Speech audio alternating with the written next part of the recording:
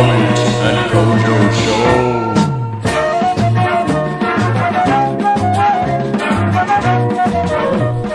Welcome to the Omid and Kojo Show. Got a special episode for you today. We're going to be looking into the life and times of Omid. Omid before the flips. Before I was famous.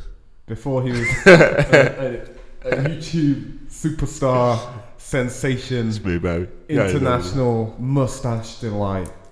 So before all of that, we're going to be looking back at Omid's childhood and what he got up to in the old stomping grounds of Dudley.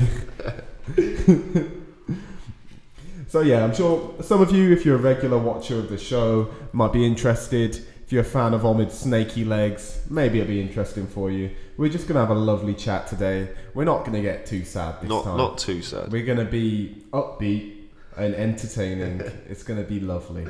I'm going to be delightful. Omid's going to be a pleasure. I'm going to be Omid. Yeah, it's going to be Omid. Yeah. So let's get into it. Let's get into You it, sound like my counsellor. So, where did the nasty man touch? Show me on this Where bed. did he touch you first? No. Where did you grow up? Tell the people. Brief introduction. Where were you born? Alright, so let me just preface this with my name, date of birth, and all that shit. My full name is Alexander Frederick Omidvar.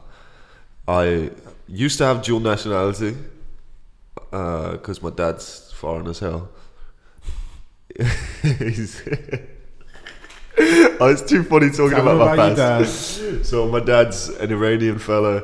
He moved over here when he was really young, and then he met my mum in Birmingham through college or something, and then they ended up shacking up.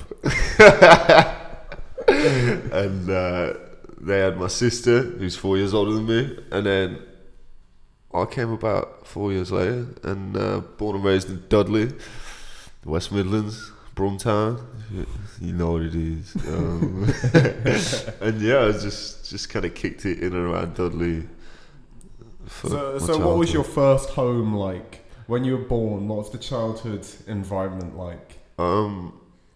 Oh, yo, you just reminded me about a bunch of things that happened when I was really young.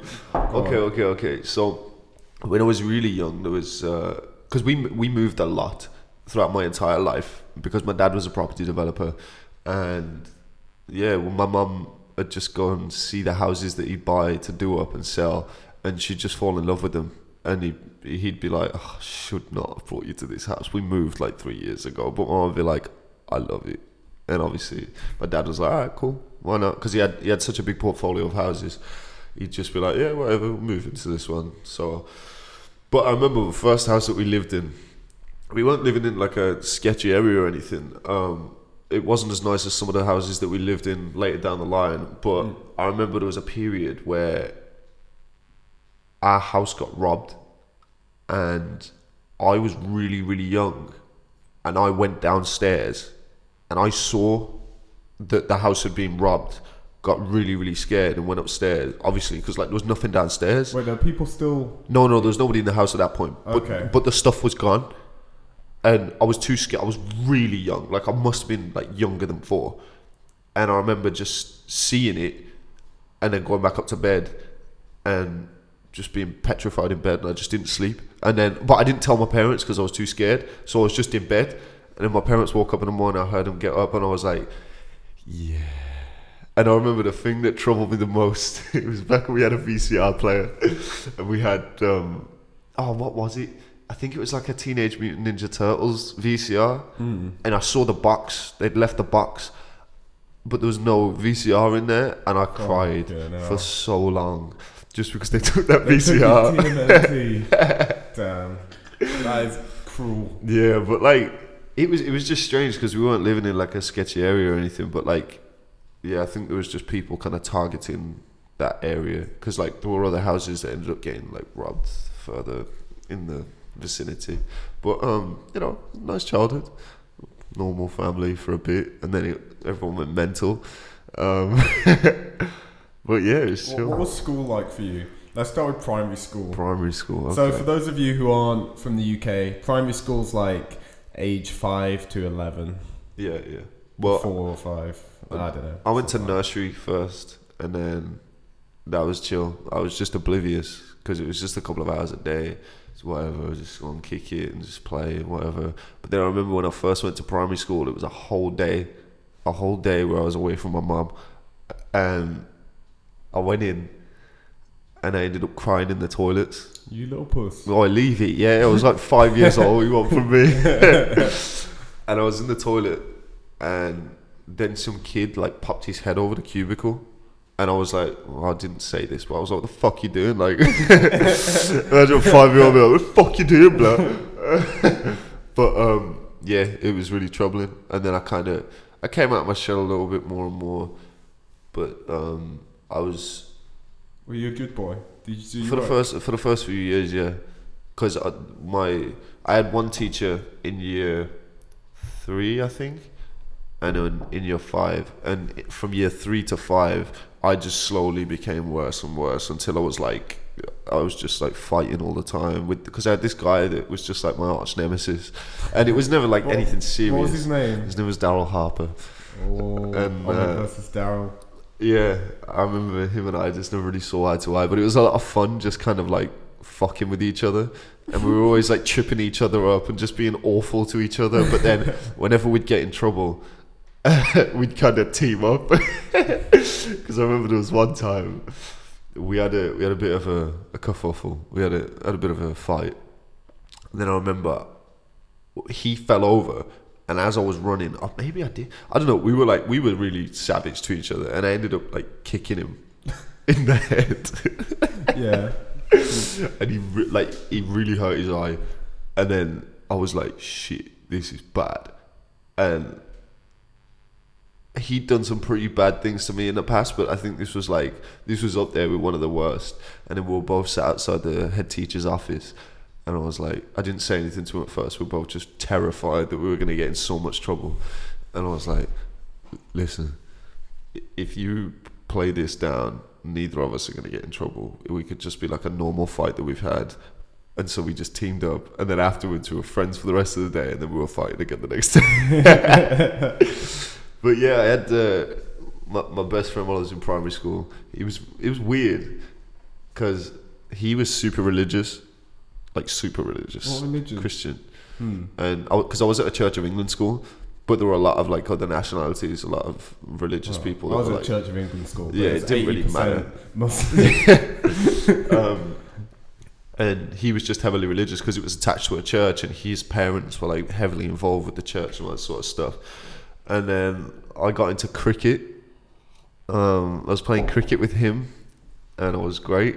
I was the wicket keeper, and yeah, it was all just a bit mad. I want to see you in cricket whites. Oh, it was. I think I got some pictures. I'll see if I can dig some out and find them for you. Because I was at full sweater vest and everything. Like, it was the most bent shit ever. But I was good at it, and I really enjoyed it. Because like being wicket keeper, I'm just like diving about, and that's where all the action is. Because like, there's just this really hard ball coming at you. Things going on when you're the wiki. Yeah. Did you play many sports? I was always doing something. Like if it wasn't cricket, it'd be like badminton or like table tennis. I played football like all of my younger years. Like I was so deeply invested into football. I was just, if I wasn't playing football, I've always had this kind of obsessive personality. So I was always just like thinking about football, playing football, watching football, whatever. And yeah, that kind of shaped me into like a way of training. Because when I got older, like I'm skipping ahead a bit, but when I got older, like I was like crazy with training. Like I'd be running like miles, and then I ended up doing long distance because I got so good at it through football and stuff. But get into you got the build for long distance. Well, yeah, like it's slender man. Yeah, that's me. Really aerodynamic. There's not too much meat on them bones. I leave it. I'm swole now. I'm big swole, Omid. Just because you got pecs. I'm a B-cup, baby. But yeah, childhood, the really early years, I like came out my shell, and then when I moved up to secondary school, that's when everything kind of changed. Because like with regards like schoolwork, I was always, all of my reports throughout my entire school life, it was always, he's really bright, he's really intelligent, like he can do things, but if he just apply himself every single year, because I just say, but he's a bit of a knob. Yeah, pretty much. Yeah, because I just didn't care, and I was also I had like a crazy imagination, like crazy imagination, like to the point where I'd build a story, and I was really good at like creative writing and stuff. And were you really good at lying? Yeah, I was very good at lying. I was the greatest at lying. I'd lied to the point where I'd convinced myself that it was real. I convinced my year 1 teacher that my dad was a zookeeper, like for real. And then a couple of weeks later, so I recounted this story to the whole class, because there was me and one of my friends, and he knew that it wasn't true, but he kind of egged it on as if it was real. And so I remember talking about it, and I was saying like, yeah, my dad brought a koala bear back home from the zoo. My teacher was like, what? You what about? What are you lying for? So fuck off. And then I gave this like whole, like I could see it in my mind. It had happened. Obviously it didn't. My dad was a property developer, not a fucking zookeeper. And even if he was, he wouldn't be bringing a koala bear back home, just feeding it eucalyptus in the kitchen as I was recounting. And then my dad went in for parents' evening with my mum. And I remember I was sat outside in the playground, and I was with one of my friends, and I was sweating. I was like, I hope she doesn't bring it up. I hope she doesn't bring it up. And then my mum and my dad come out, and they're laughing. Because not only that, like, I'd been getting into trouble and shit. So I was sweating. And then they come out, and they're both just laughing their heads off. And I was like, what are you laughing about? I was really scared because I thought I was going to get in loads of trouble. And I was just, oh, nothing. And then they kept like just snickering to themselves, and then we get in the car and they're like, so dad's a zookeeper, yeah? And I was like, for fuck's sake. Oh, why did you bring it up? And apparently they'd just been having a great laugh about the whole thing. My teacher and my parents just pissing themselves at this dickhead kid. He's just lying through his teeth for no reason. But yeah, I was really good at lying. Yeah, secondary school. So I went up to secondary school, and I was terrified. You ever been beaten up? Yeah, of course. Yeah. How badly? With Daryl, like, I used to get black eyes and stuff, like. And also, so there was this dude. Oh, I told you about him before, actually. Really tragic, but I'll get into the tragedy afterwards. He was a bit of a bully. He was a bit of a troubled boy. And I remember he'd said some shit to my sister, and it was like, my sister and I went to the same primary school, but like, in our school we had a bottom playground and a top playground. Bottom playground was for like year 1 to year 4, and then top playground was year 5 to year 6. And so I didn't know what was going on up at the top playground, and I'd never see my sister. But then she told me after school one day that this guy had been really nasty to her, and so I ended up sneaking up to the top playground. And it was me and a couple of my friends, and I didn't know what I was going to do. I was just like, I need to say something, just tiny little Omid. And so I said something to him, and then I genuinely don't remember what happened next. But the next thing I remember, he's got me between his feet on the ground. My head is between his feet on the ground, and he's just laughing at me. Because obviously I'm going up to him like, don't be nasty to my sister. And the next thing I'm on the ground with his legs between, like, holding my head together. It was just, yeah, it was bad. But then Daryl and I would be fighting and stuff, and then I just thought about all my primary school friends. But yeah, kicking off. We were always just fighting. We always ended up black eyes and cuts and bruises and stuff. And yeah, I never ended up in hospital or anything like from a fight. And then when I got older, I didn't get into many like one-on-one fights, but there'd be like a lot of things that kick off and I'd be involved. Let's just put it like that. Yeah. Wow. But yeah, secondary school, I was super scared. I was petrified because even though my sister and my cousin were at my school, I thought it was really cool when I know the older people. But like besides that, I was pretty reserved. Didn't really know how to act around people. Like, and I remember I didn't do some work one time, and like before that, I was like an angel.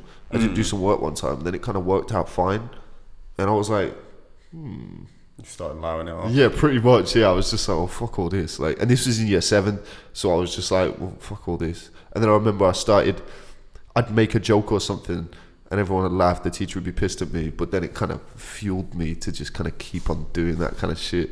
And then I was always getting in trouble, but never like major trouble, because I'd always get away with the shit that I could get in serious trouble for. I'd never got into like any really, really big trouble, because whenever I'd do something real bad, I'd cover my tracks really well. Yeah, you got to. Tell me some of the weird stuff you did as a kid. Because between the ages of like 12 and 15, I feel like everyone does some weird stuff. Just things you do kind of by yourself and not mention to anyone. What was a young Omid up to? What did you do? Think of something weird. Come on. The sort of thing you just don't bring up. Well, there's one thing that I'm thinking about now, and it's a really bad thing to do, and I'm not happy about it. Because there's all of the weird things that I would do are all bad. It's pretty much. Well, tell us one that's not too bad. So there's one, and I feel bad for it, but at the same time, like, I didn't know any better. When I was really young, we had gerbils. My sister always had like hamsters and all that sort of shit. You didn't put your cock on them, did you? I'll get to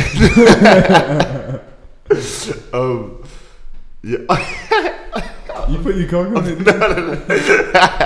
I'm thinking of all the things that I've done with animals over the years. Like, I dressed up my cousin's cat and I put it in the doll's house. Just by yourself? No, it's me. Okay. My sister and my cousin. I dressed him up in the Cabbage Patch Kids clothing and put the cat in the doll's house, which was like a big ass doll's house, and just put the cat in there, and he hated it so much. I was always being nasty to animals, but I didn't mean to cause them harm. I was just like, oh, this would be really funny. What'd you do with the gerbil? So the gerbil, I remember one time, this wasn't like a consistent thing, this just happened at one time, but like, I took them both out and I just had them on my bed and I was just like kind of playing with them, and they'd like run to the end of the bed and then they'd run back to me. They'd literally just be running forwards and backwards, and then I was just stroking one of them, and then I thought it bit me, and I kind of threw it a little bit, and then and then it ran back to me and got back in my hand. I was like, oh, do you like that? And then I was throwing it up in the air. And I feel bad for this because just onto the bed. Yeah. Like I wasn't. Yeah. No, I'd slowly catch it, but I'd just be like throwing them up in there. There was two of them, and so they'd run to the end of the bed, and then they'd run back to me, and they'd jump on my hands, and then I'd throw them up in the air. And so initially I'd just be throwing them like a really small amount. They'd just be going up like this, but then it got to the point where I was like throwing them really fucking high. And then there was one point. Yeah, I threw one of them, and this is the point I just stopped. I felt really, really bad for this, and it didn't get hurt. I don't think it got hurt, but I threw it a little bit too high, and it hit the roof. Okay, now. And I do feel bad, and I love those little gerbils. They were my little homies, and my sister didn't let me play with them that often. But whenever she was like out with her friends, I'd go and get them. No, but like I'd just chill. I'd just be sat with them on my chest and just stroking them and stuff, and just having a great time. Real innocent shit. And then I'd just like throw them at the ceiling occasionally. Oh yeah. So there's that. I was always throwing stuff. Actually, that was a very common theme in my life. There's various different stories about me throwing things and like doing really bad things. So there was one time. There was a girl that lived like opposite me, and her name, I think it was Sarah, and we were just like in our gardens, because my garden went like round the back and onto the side. It was like a big garden that was like really spread out, and then it became the front garden, and so I could see her, and I remember she threw something, like it started off, I think she threw a ball or whatever, and then she ended up throwing like a stone. And I was like, fuck is this? And this stone like hit me.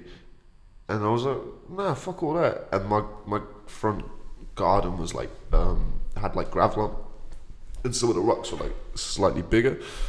And so I picked up one of these bigger rocks. And I knew if I throw this, if it hits her, it's like, a problem. But I was like, I probably won't hit. It'll just scare her a bit, and then she won't throw another rock. And I was like really young. Obviously, I threw it, and it was like some shit out of a movie. It went in slow motion. I'm watching this rock, and I was good at throwing stuff. And I was like, I'm watching this rock, and I'm like, you need to move. You really need to move, because this is about to hit you on the top of the head. And then it hits her on the top of the head, and she starts pissing out blood. How big was the rock? It was probably like this big. And like it went like high, because the thing had to go. But the chances of it hitting her on the top of the head, like I'm a tiny young man, like young boy, and I'm throwing this rock. I'm just thinking, oh, it's just some harmless fun. And it hits her on the top of the head, and she starts bleeding everywhere. And I'm like, for fuck's sake, shit myself. And then my mum finds out, obviously, and she's like mortified. She's like, what have you done? And so my mum like brings her over, and she like, you know. It wasn't that bad, but like just because of the amount of blood, and she had like light coloured hair, it just looked like it was like a massacre or something. And then I was terrified, because my mum was like, wait until your dad gets home. I was like, fuck's sake. And I threw apples at cars sometimes. When I was way too old, I was getting rowdy with one of my friends, and I opened my front door. I was in the house, and there was a car, like there was like a lot of traffic outside the house. I opened the front door, I threw an ice cube at a car right outside the house and shut the door. Obviously, that's the most retarded shit you can do. But that's just the type of stupid shit I was doing. Yeah. They're just a couple of the things I can think of. But yeah, let's keep it relatively just PG. A lot of stupid I was always doing stupid shit. Like,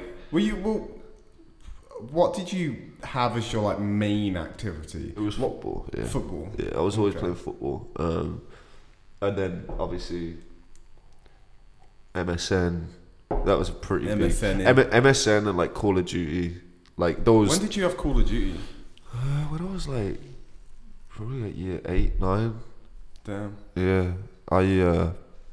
I can't remember, because obviously my dad doing up all these houses and stuff. Like I used to go and help him, because like I used to say to him, like, have you got any walls I can knock down? Because like sometimes he would legit just give me a hammer or a sledgehammer, and I'd just go and knock a wall all the way through, and it was so much fun. There's nothing quite like walking into like a kind of bare house as a young guy and a massive sledgehammer and just having to go ham on this wall. It was sick, because like when he'd ask me to help him with stuff that was like super meticulous, I was just, oh fuck's sake, because when I'd fuck it up, he'd be pissed, obviously, because that's money. But when I'm just gonna go crazy with a sledgehammer and smash it, it was great.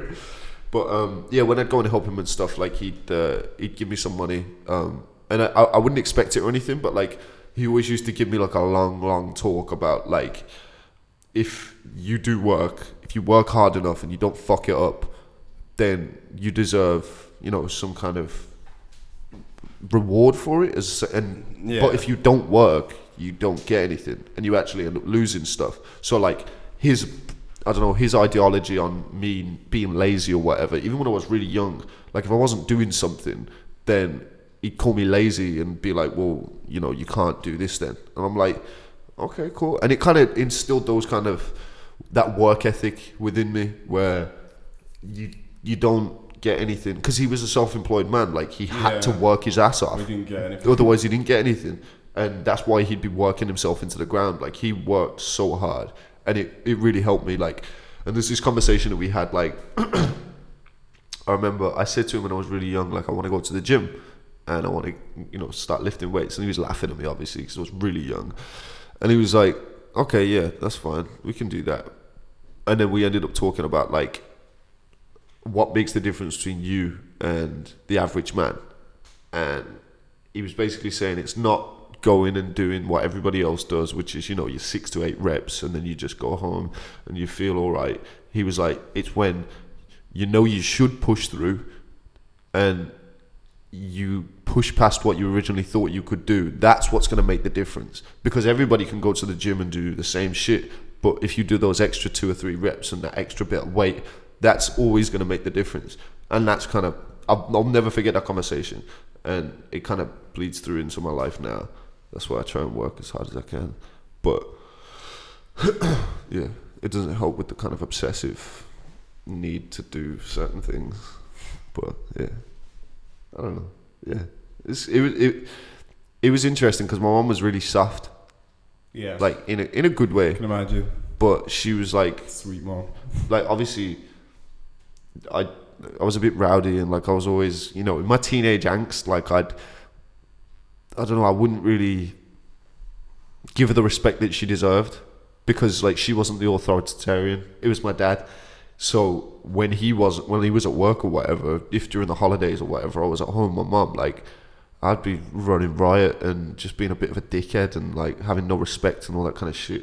And like even to this day, like I apologize for the way that I was when I was younger because I was unbearable. Like I was just so moody and like upset about shit. I think that's most teenagers. I know, though. but You like expect it. still, it's just not pleasant when your husband's always out at work Yeah. and stuff, and you've got to deal with this dickhead child, and you got your dickhead daughter who's in that kind of nobody understands me phase, and I'm just going crazy. It's just not what you need, is it? But yeah, it kind of puts things into perspective as to how much of a dickhead I was, but also how difficult it would be to have your own children and all that kind of shit. But yeah, Would you change much?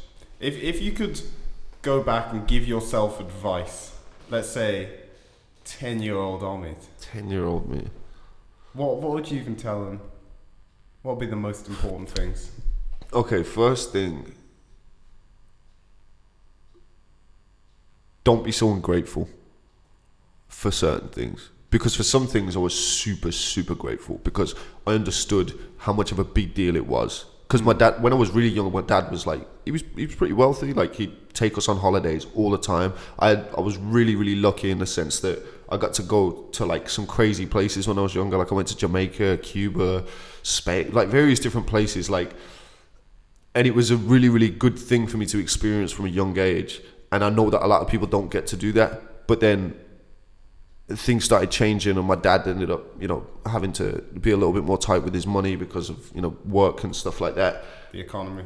Yeah, the economy, because it kind of changed everything with the property ladder kind of collapsing. Yeah. So I saw both sides of the coin where I'd have like a lot of luxury things, but then I also didn't at a later point in life. So it kind of taught me both sides of the coin. And I was really grateful for all the trips and stuff, but like there were certain things where I'd feel like I deserved something just because my friends would have it. For example, if it was a game or something like that, and not to take the time that I'd spend with my family for granted. But then the other thing would be don't kind of live your life for other people. Because obviously when you're young, You don't know. you don't understand.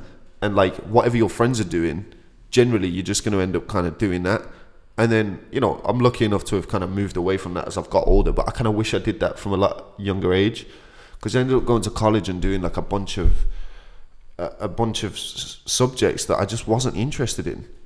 Like, I just wish I'd have like pushed the creative side of my mind, because it was something that was always present throughout my life.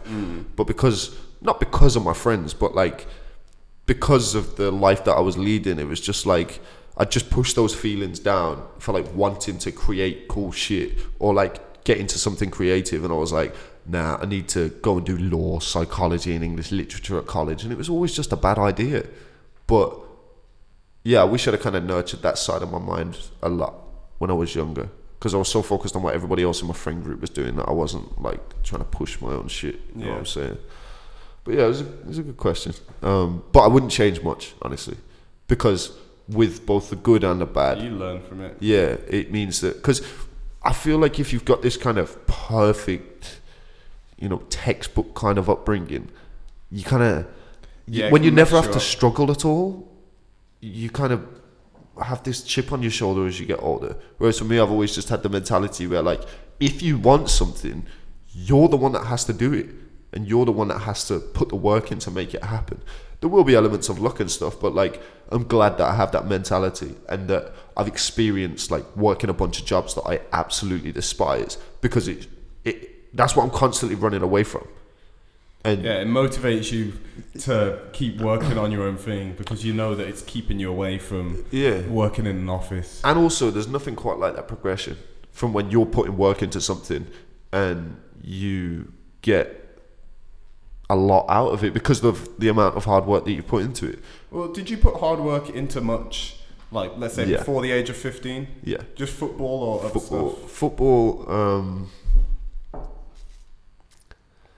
honestly, not much else. I suppose Call of Duty. Like, I put hours. Did you take it seriously? Yeah, 100%. Like, because that was something that, like, the kind of, because I had like several different friendship groups when I was like 12 to like 15. But like the people that I'd spend time with that were into like the sports and the Call of Duty and stuff like that, it was like kind of one of the 4 pillars of our friendship that, like, if you're not good at Call of Duty, if you're not putting in work in Call of Duty, you're kind of a pussy. Because, and that's the way I saw it as well. It was like, you can't 360 no scope from across the map. The fuck is this? Like, why are you even talking? You know what I'm saying? Like, just that kind of foolishness. But like, it was also a lot of fun. But I put hours into that shit, like days and days of my life. I never had Call of Duty in my life. It's fun, man. Because then I'd just like sit at Joe's when I was a little bit older and we'd just play zombies relentlessly for days. Like during the summer holidays, there'd be like 3 or 4 days where we'd be spending every single day together and we'd just be playing zombies. And then we'd go out on the trampoline and do front flip and back flip, and that was it. And then it all just kind of became my life now. Not much has changed, honestly. Life and times of Omid. Yeah. Still playing Call of Duty and bouncing on trampolines, front flip and back front flips. But yeah, I don't know.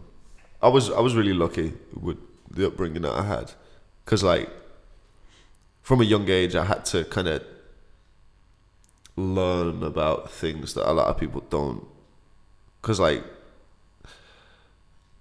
I don't know, just with regards to relationships with everyone. Like with your friends, with girls, with your family. Because like I was a dickhead and I didn't understand it, but the way that would bleed into my like home life, the stress it would put my parents under, it taught me a lot about becoming like self-aware and the way that you're kind of perceived and how that can affect other people's lives so heavily. So yeah, I think it helped with my social skills and stuff like that, because I never found it difficult to like talk to people. Because when I was younger, it was just because I was loud. But then as I got older, I became like able to kind of control it, where it was just like I tried to be like kind of charismatic and without being obnoxious. Yeah, without being a dickhead. And I'm still a dickhead, but I don't know, I feel like I've got to a stage where I can like comfortably kind of be in many different social surroundings and kind of be able to. You're definitely less of a dickhead than when I met you. Yeah, I'd say so. Well, what do you think? Loud. How do you think? What was your first perception, and how do you think I've changed? Because like you've known me a long time now. We've spent a lot of time together. My first perception was a loud chav, but that's not always in a bad way. Because I mean, there's been other people who I put in that category, like Josh Pugh or whatever. Yeah. But it doesn't mean I don't like him. It's like I still hung out with him. Well, and trained with him. It's accurate.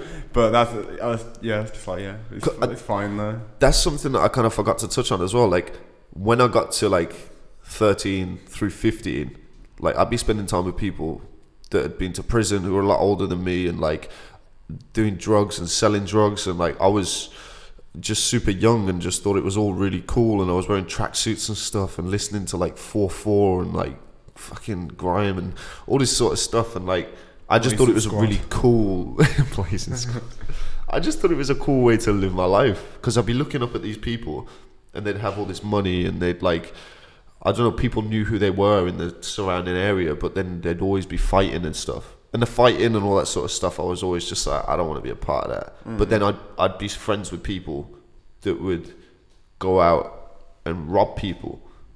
And I was never a part of it. What did you think about them doing that? I like, so the first time... I've never had friends like that. Well, the first time I was exposed to it, because I didn't know. I just knew that they had done some bad things. And they were always getting into fights with like other gangs or whatever. And then I remember I was sat in this car and they were talking about somebody, because we were sat near Dudley bus station, and I remember they were talking about like going to raise someone. And I was like, what is that? Like, what do you mean? And then they basically just said that they were thinking about going and robbing this person that was at the bus stop. And I was like, nah. And I started kicking up like a real big fuss. And I was like, are we fucking doing that in front of me? Because I was a lot younger than all of them. But obviously I'm kind of being involved with their lives more and more through people that are slightly older than me. And then people that are slightly older than them. Then you end up getting connected with them, knowing people that are a lot older than you that are doing like really fucked up shit and stupid things. And I made a video about this not long ago where like, it just kind of made me realize like this is just an awful thing to be surrounded by. But I learned a lot from it. But because of the way that I was raised, I knew that I could never really be involved in that, because I was just like, no, this is wrong. Don't do that. Imagine if it was me.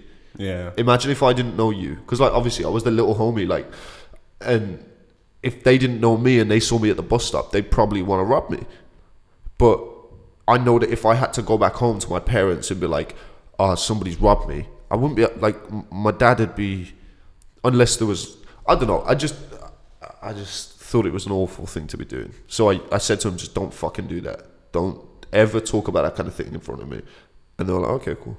And then I don't know what they did outside of the time that they'd spend with me, because obviously they probably did things like that. But then it got to a point where I was like, I don't need to be around this shit. Like, and then I just kind of stopped seeing them.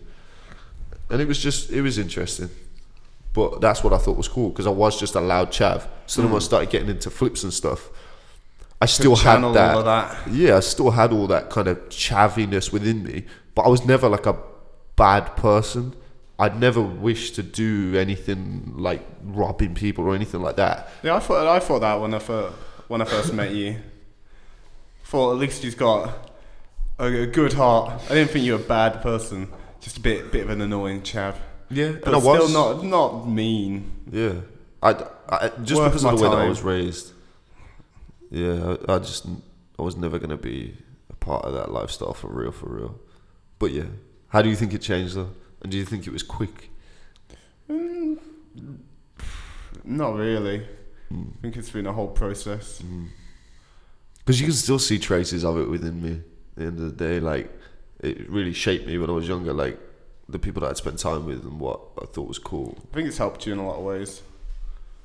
How so? Just with the loud chaviness, then you can kind of channel that into being good at speaking to people. Yeah. Because if you're good at just being loud and obnoxious all the time, then you've already... I know you've got that ability to be able to start conversations or talk with anyone, really. Because loud people can kind of talk with anyone, generally. And then if you take away the twat part and being the loud part, then you can just kind of talk with people, which I think is a really, really useful skill. I think so too, but that's something that I've always tried to, like, once I got to a certain age, I've tried to like minimize that to a certain extent. I want to be able to have the ability to I don't want to be seen as loud. I want to be seen as like, I don't know, just a good conversationalist. And Yeah, just I know what you mean. being able to, hold myself well in no matter what situation I'm in, and not look like a bellend or like taking over the show like some people we know. I think you do a good job. I don't know, I'm trying out. I think you're a good lad, Omid, and a good mate. Cheers, mate. Yeah. That's it. Times of Omid. That's me. That's Omid. Yeah, hope you found that interesting. You know a little more about my mate Omid. Yeah. And how he became the man that he is. I'm trying, but the thing is, all of this. one thing it's all just a process. Yeah. And I'm gonna continue to change and get better, and I'll get worse. And I realise that I'm really shit at some things, but I'm just working on it. You're learning and growing, and you'll see both of us grow over the course of this show. We want to keep up the weekly talks. Yeah. Hopefully they get better, more interesting. We get better at doing them, and maybe more people will get interested. I don't know, but we're gonna keep doing it. What do you think would make it more interesting? What do you think the best and worst bits about the show are? Let us know. Yeah, because that'd be interesting. The constructive criticism is like, even if it's not constructive, even if you're just like, oh, Kojo's mic's broken, it's shit. It's not. When I listen to it back though, no, it sounds fine. I don't know. I don't get it. One of them, a couple of them haven't sounded that good. But then one of them that someone commented, Kojo's mic's broken. I was listening to it and I was like, this sounds fine to me. Yeah, I thought the same. And like on YouTube, like the finished version, it sounded fine to me. I don't know, but that's fine though. If that's the case, like, you know, just let us know. Yeah. Whatever you think the good bits are, whatever you think the bad bits are, like. I'm trying to get nice and close into the mic so you Yeah. can all hear me clearly. It So does I make hope a this big has been a little bit better. We're learning. We're not professional podcastmen. Podcasters. We're learning the art of podcasting. Yeah. So yeah, we'll see you next time. Hope you enjoyed it. Take care. Have a nice evening, Much morning, night. Just have a good time in your life. Goodbye. Sigh.